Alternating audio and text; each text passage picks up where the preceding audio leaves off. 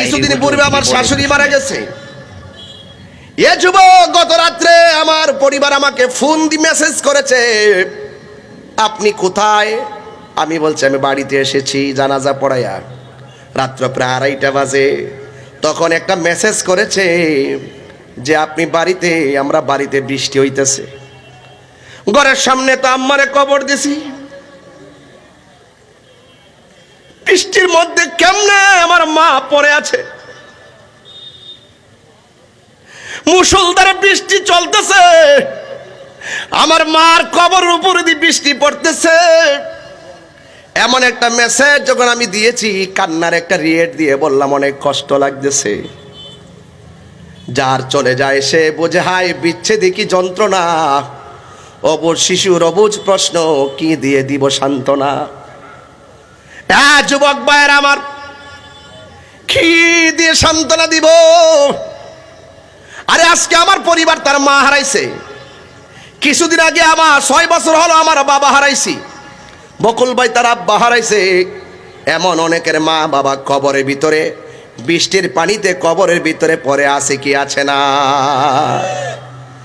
এই কবরটা সত্য, কবরে আযাবও সত্য, দুনিয়াতে আসা যেমন সত্য, দুনিয়া থেকে বিদায় হওয়াটাও সত্য।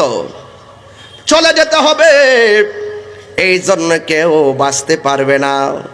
আল্লাহ রাব্বুল আলামিনের হাবিব একদিন তিনি এক জানাজার ময়দানে গেলেন।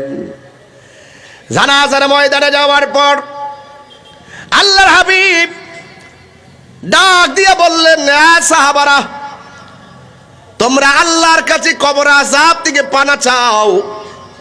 রাসূলের সাহাবায়ে কেরাম বলেন, এই কথাটা বলতে দেরি আমরা নবীর চতুর্পাশে দাঁড়ায় গেলাম, যেন মনে হয় আমার নবী পাখির মতন 2টা ডানা দিয়ে আমাদেরকে ছায়া দিতেছে। সুবহানাল্লাহ বলবেন না?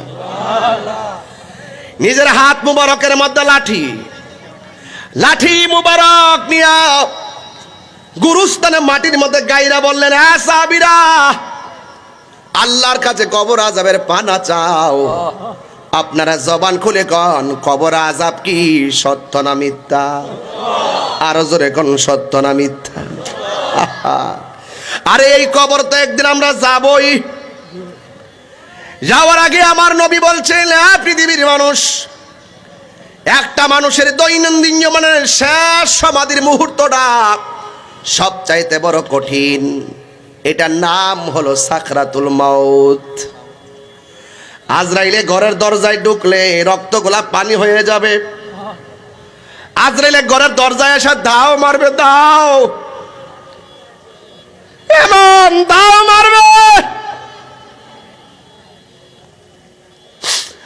আমার পাশে আমার বাপ বসে আছে।